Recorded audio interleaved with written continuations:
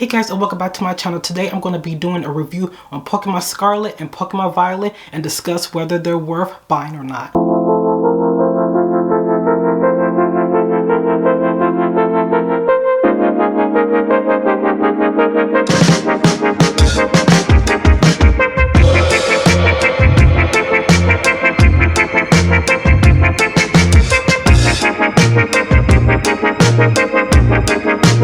Now, normally I don't do video game reviews, but I've been seeing a lot of hate for this game. I've been seeing more hate for this game than I did for Sword and Shield, and I honestly find that a bit unfair. I've even seen people call this the worst Pokemon game, and I honestly just find that laughable because it makes me question, like, did we even play the same game? Either way, since I just completed this game last night, I feel like I'm able to give a decent review now. Before we get into the meat and potatoes of Pokemon Scarlet and Pokemon Violet, I want to give a disclaimer that I'm not going to be talking about any performance or technical issues because, you know, that's pretty much a given. With most games these days, they're going to come with, you know, performance and technical issues, and maybe the graphics aren't what everybody expected, or it's not up to par, or needs to be fixed or whatever. So I'm not going to be discussing any of that because that's pretty much a given. And I'm also not filming this video to start a debate or anything on whether this game is good or not. I'm filming this video mainly just for the people who are questioning whether they should buy this game or not, and that's pretty much it. So first off, I want to address the elephant in the room, and that is when people said that this game doesn't have a storyline. And again, did we even play the same game? Pokemon Scarlet and Violet does indeed have a storyline. In fact, it has 3 different storylines and 1 bonus one at the end when you finish the 3 main storylines. Sorry about the lighting, my battery needed to be charged. But as I was saying, so when people basically say that the game doesn't have a storyline, I just have to like scratch my head, because it's like, are you sure there's no storyline in Pokemon Scarlet and Violet? Or is there not a storyline that you're interested in? Because that's 2 like different things. Those are like completely different things, and that's like the question that I would like to ask, because like there are legit 4 storylines, and I'm not gonna go into details about the 4th and final one because it contains a lot of spoilers. Like, it's like huge spoilery, and like I said, this video is for people who, you know, are thinking about getting the game, but you see all the negativity, you're not sure if it'll be worth the $60 to $65, however much you have to pay for it. So I don't want to like spoil you guys, so I am just going to be sticking to briefly talking about the 3 main storylines that, you know, Pokemon themselves advertise, which is the Starfall Street, where you pretty much battle against is it like 5? I think it might be like 5 Team Star crews. And then also the main one, Victory Road, which is the traditional Pokemon route of battling all, you know, 8 gyms, then battling the Elite Four and Champion. And then the 3rd one is the Titan one, which I think is like honestly really interesting. Like, that's like the most unique storyline they have introduced into a Pokemon game, is the whole Titanfall thing. I really enjoyed that. But anyways, yeah, so all 3 storylines I really enjoy them. Especially, like I said, the Titanfall one, the Titan Pokemon one, that's like the most unique. You basically have to like go to these different places in Paldea, I think that's how you say it. And you have to like battle against these ginormous like Pokemon, like these ginormous like huge size versions of like the regular size Pokemon, and you have to like battle against them. But then there's just like this whole thing. Again, I don't want to like go into too much details and spoil, but yeah, like that's really fun. You know, if any of you have played Pokemon since you were a kid, you know, you played a few different Pokemon games, then you will know that battling against like this rival team in a Pokemon game is also traditional. But how they did it in Pokemon Scarlet and Violet just took it to a whole different level. Like, I honestly kind of wish they would have done something similar in Sword and Shield with the team in that game. I don't remember what they were called, because that team in Scarlet in Sword and Shield, their aesthetic was like so awesome, and I kind of liked how they were kind of like how, like, yeah, I'm gonna battle you. Like, I just find that team like so funny and just like so interesting. So it's unfortunate that they didn't do much with them. They kind of like put them on the back burner. So it just makes me really, really happy how in Scarlet and Violet they actually did something with this team. It's not just, oh, this rival team is a baddie and you have to like go defeat, you know, the leaders, and then that's it. Like, no, they legit had a good backstory to this team, and I just really hope that you guys will, like, you know, get to experience how like I experienced it and everything. And yeah, just let me know down below if you guys feel the same way, like you really enjoy like the Starfall Street storyline and whatnot. And then of course there's not much to say about the whole Victory Road thing, because like I said, it's like, it's part of, you know, the traditional, you know, Pokemon route where you battle the gyms and all that. But I will say that each gym leader was really interesting, and the towns and cities that they were in were really interesting too. And that's another thing that I kind of want to talk about too, is like the whole open world and the difficulty and all that. So we'll get to that in a. But next I want to talk about is the academy and taking classes and everything.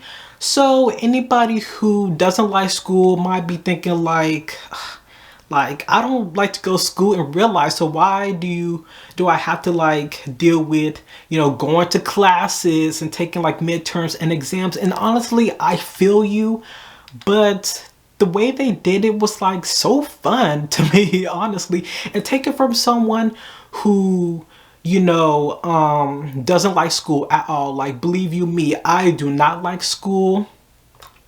And I high-key, you know, value storyline over anything else. But how they did like the whole academy and everything was like so interesting, because ever since I was younger, I've always been interested in the whole Pokemon Academy. I've always thought like, you know, it would be fun if our main character could go to a Pokemon Academy, and we finally get to. But yeah, so the whole Pokemon Academy thing is basically, you know, you do go to academy, you do go to, how many classes are there? Is it like 6 or 7? I don't remember. But there's a bunch of classes that you go to and take, and you pretty much learn like simple stuff like, you know, super effectives and using like potions and stuff. But you also learn like things about Pokemon that is related to Scarlet and Violet, like terrestrializing Pokemon, and, you know, learning a bit about Paldea and, you know, history of Paldea and everything. And I just really, really liked how they did it. Like, I feel like going to these classes and just learning about all these different things about the Pokemon world, about Paldea, and in general, and like these different like mechanics and Pokemon in general and Paldea, it was just like really interesting to me, and it was really fun to just like sit and learn. And then of course you do have to take midterm exams and final exams, but you know, if you if you're an expert on Pokemon, they will be pretty much easy to you know, do. But a lot of people have posted online like the answers, of course, you know, cheating, but they do post like answers to like the midterm exams, the final exams. So if you don't like know that much about different Pokemon related things, or you know, you don't feel like trying to like think about it, you can like cheat and, you know, look up answers, because that's what I did and everything. And you do get rewards too. That's another thing I really want to you know, stress on, is that you do get something out of going to classes and taking these exams. You do get items, and you do get some other stuff too, which you'll have to play to find out. And the last thing I want to talk about with the academy is social leaking. So I call it social leaking because it kind of reminds me of Persona, if any of you have played the Persona games. You know, in the Persona games, you pretty much have to like raise your like friendship or like relationship with you know, the side characters in the game that, you know, you work with and everything. So I call it social linking in Scarlet and Violet because that's what it reminds me of. You know, in between classes, you pretty much talk to your, you know, teachers, and you get to learn a bit more about them, and you also get to like kind of, you know, help them out a bit, and they, you know, also give you like items in return for like helping them and talk to them, and you just like raise your bond, you know, with them. You get them to like trust you and everything, and I just really like that. It just makes the whole academy experience, you know, that much more fun. Like, it's not just a blank slate of going to class, you know, sitting, you know, listening to, you know, discussion about Pokemon, and then that's it. Like, no, you go and you actually learn something, and you actually get items out of it, and I just really like that. So next I want to talk about the open world slash the towns and the cities. So I have seen a negative opinion about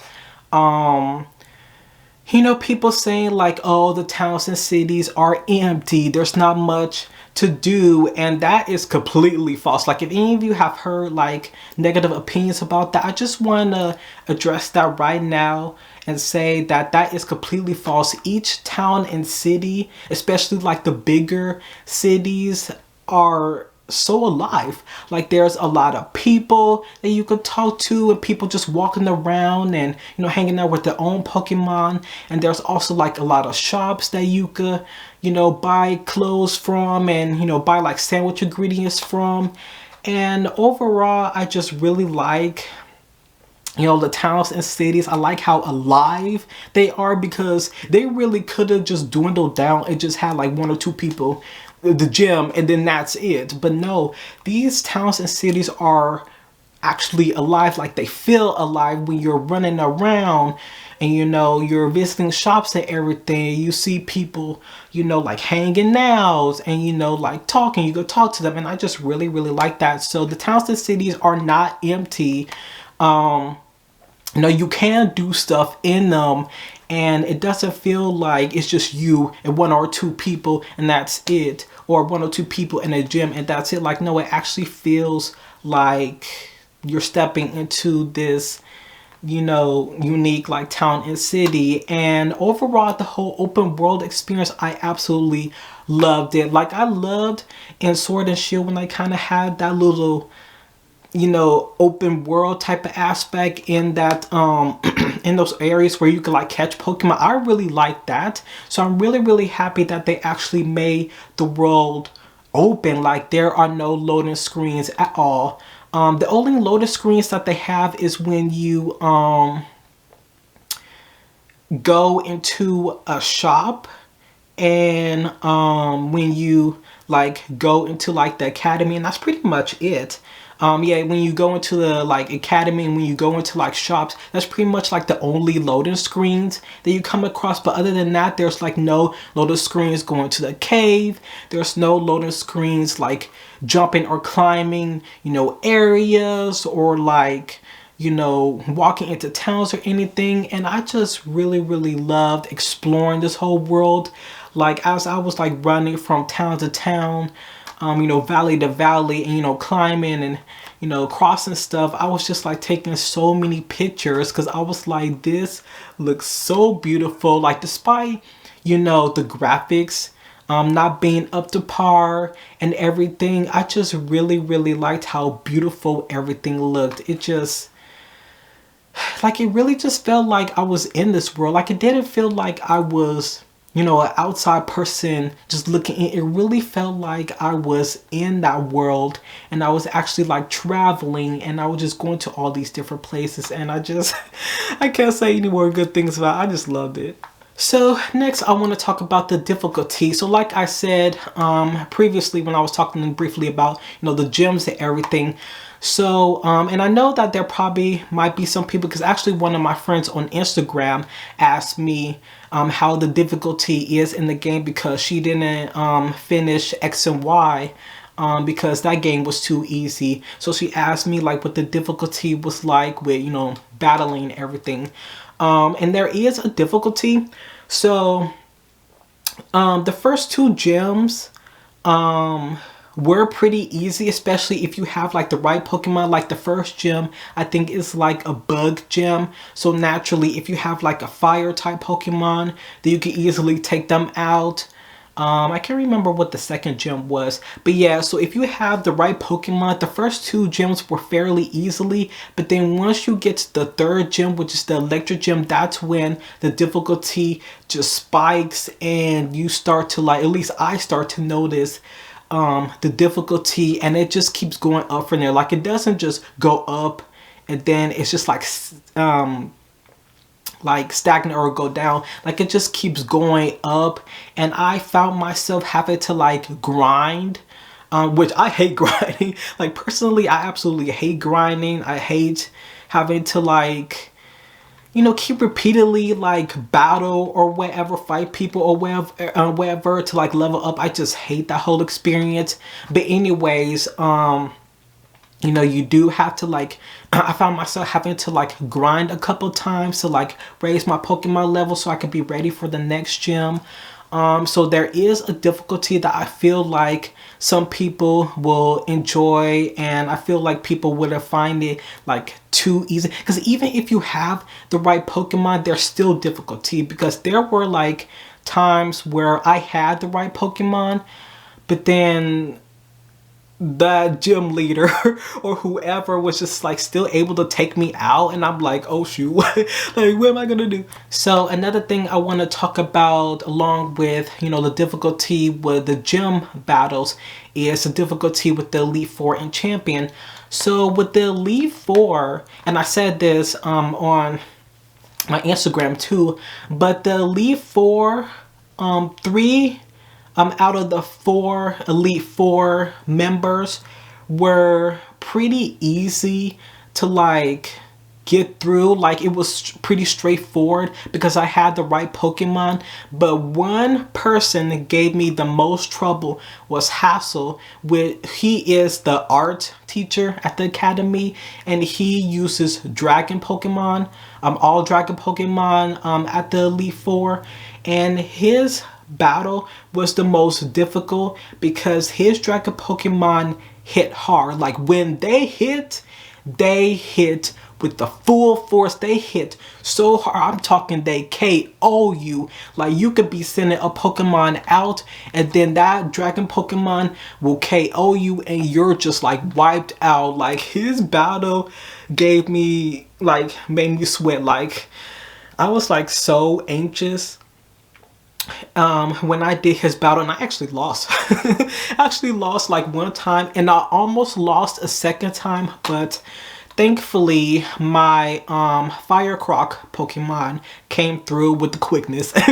I wouldn't have done it without my Fire Croc Pokemon. He came through with the quickness. But yeah, I almost lost twice to Hassel because, like I said, his dragon Pokemon hit hard when they hit. And with a dragon Pokemon, their weakness is a fairy type, and I do have a fairy type.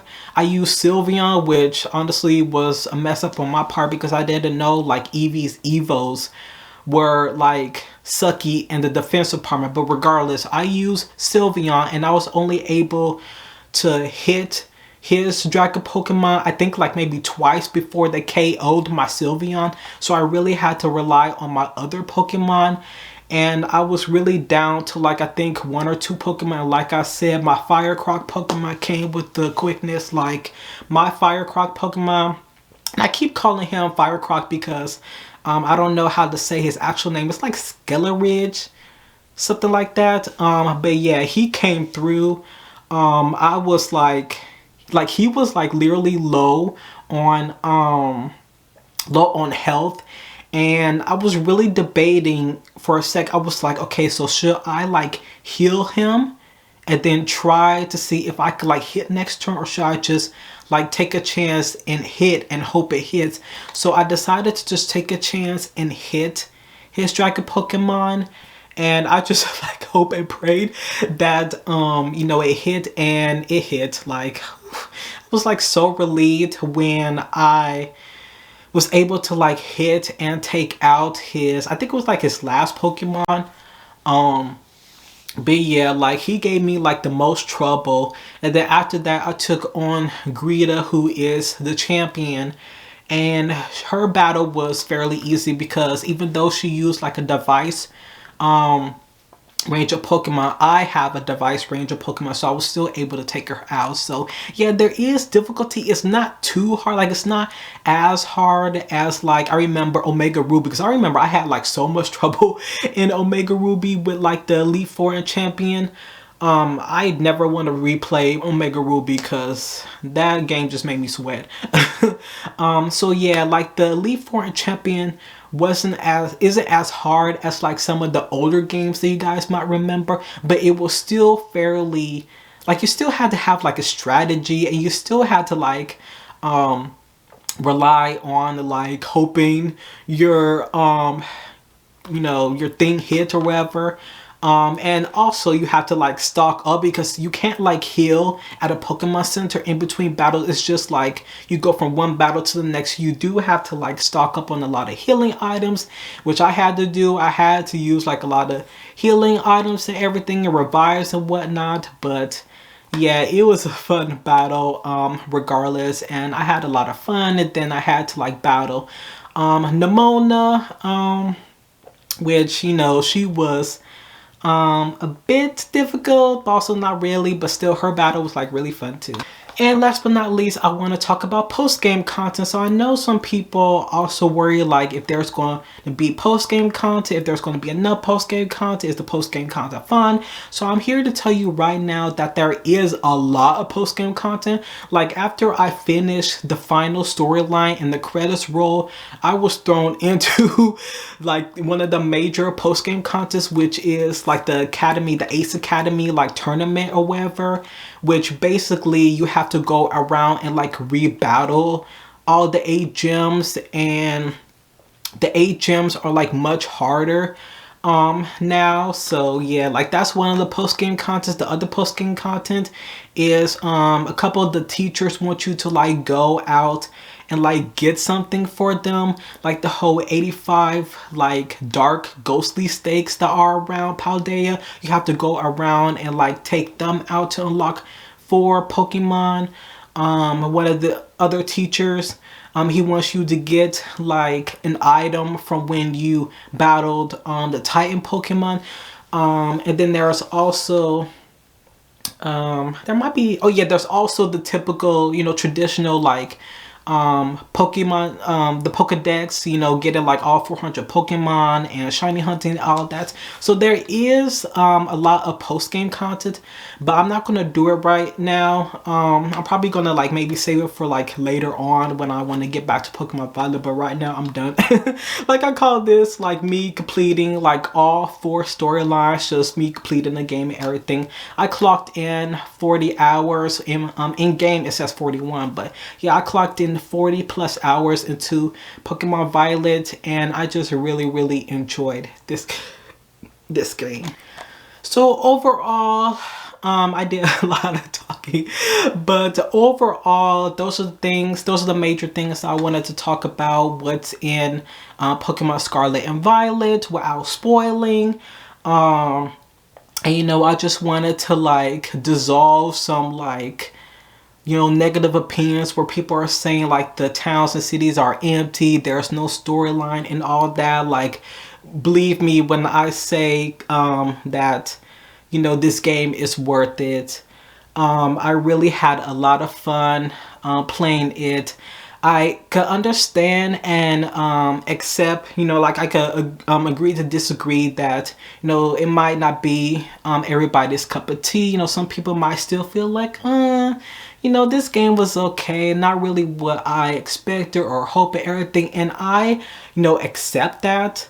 So it's like I'm not making this video to like downplay anybody's like negative like opinions, you know, when they say like, oh yeah, the game was alright, not really my cup of tea, because I've had some Pokemon games that were not my cup of tea. Like for example, Sun and Moon. I didn't enjoy Sun and Moon at all. I actually only did like the first it's not called gym, but the first, you know, like battle, whatever.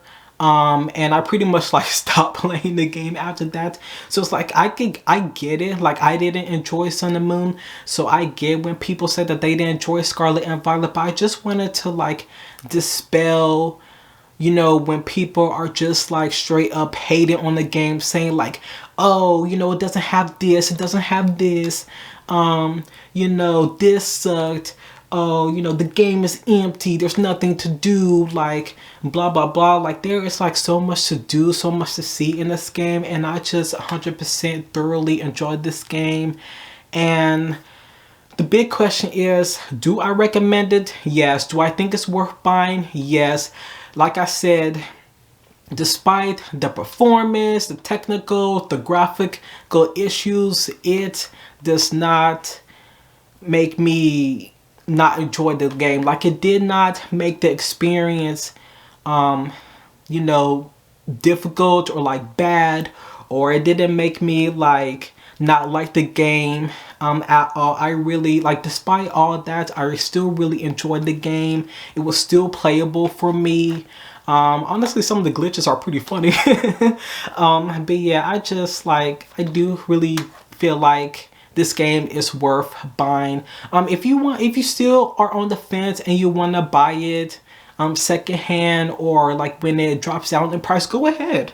You know, like you're free to do whatever you want with your money. Like I'm not saying, oh, you know, you should pay like the full price of $65 or whatever for this game. Like I'm not saying that at all. Like you could do whatever you want with your money. If you want to buy it secondhand, or if you want to wait until it drops down to maybe like $50 or $40, you could very much do that. Like that's okay with me. Like I don't care. My whole thing with making this video is just, I want you guys to like hear how much I have fun with this game. I want you guys to hear how much there's in this game, how much content there's in this game, you know, just like how fun it is, how many hours you could clock into it, you know, just just play the game. Just play the damn game. But yeah, so that's it for me. So like this video if you like it, subscribe for more content like this, share this video. All my social media links will be down below. I'm on Twitter, Instagram, and TikTok, so go follow me if you want to see behind the scenes content. Yeah, I honestly just really hope you guys enjoyed this video. Let me know your comments down below, you know, if you enjoyed this video. If this video made you decide to pick up the game, or if you're still like, maybe I will, you know, go ahead and just buy a secondhand or wait for like the price to drop down. Just let me know, you know, your thoughts. Of course, any like harsh like opinions, like anybody saying, oh, you know, your opinion is wrong or whatever, that's being deleted. Like any like negative opinions, you know, harsh like opinions, calling me like, you know, stupid, or that my opinion is stupid or whatever, you're being deleted and blocked immediately. But anything else like, you know, I might, you know, still wait, or oh, you know, this video did make me want to pick up the game, thanks, you know, you know, go ahead. But yeah, so thanks for watching, and I'll see you guys in my next video.